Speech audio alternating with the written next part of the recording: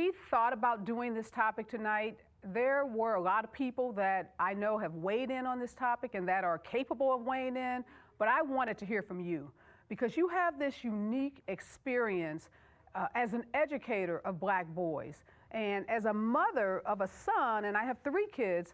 You know, I've got to ask you, is this the kind of show that we want kids watching? Because there's so much trauma that we witness in this miniseries.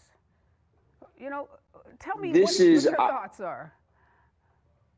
This is our generation's roots. I remember what it was like in the 70s when Roots came out. And I remember all of us sitting in front of the television. And I remember a number of us going to school the next day and getting in trouble because it wasn't truly explained to us the nuances that this is a show and that you treat it as such. But we have an obligation to, one, encourage sisters like Ava to make such films, to tell the stories that have not been told, because it is this that our children face every day.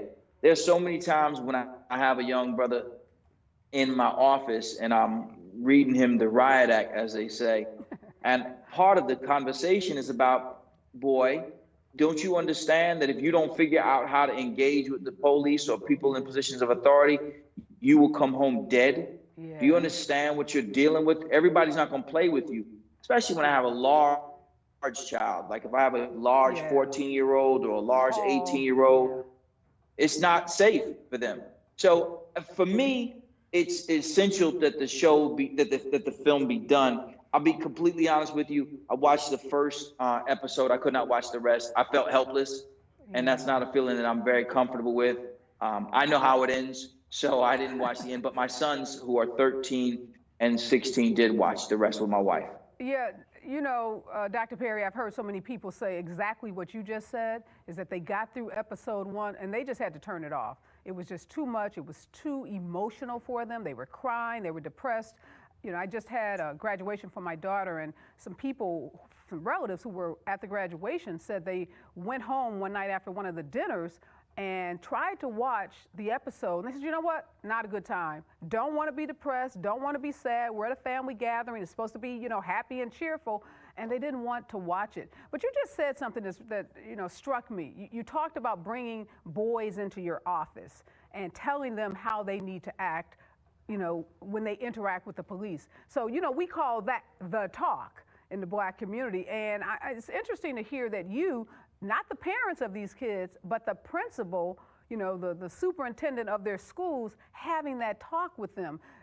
When you have this talk, are these boys, have they typically already had that conversation with their parents as well? It varies. The bigger issue is that we have parents who too often don't get it. This is not a game.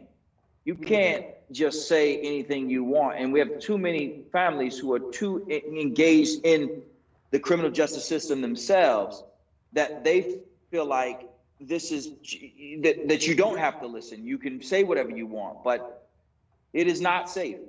It is not safe, and it never has been. What we're seeing now is, I remember being in my college dorm when the Rodney King tape came out.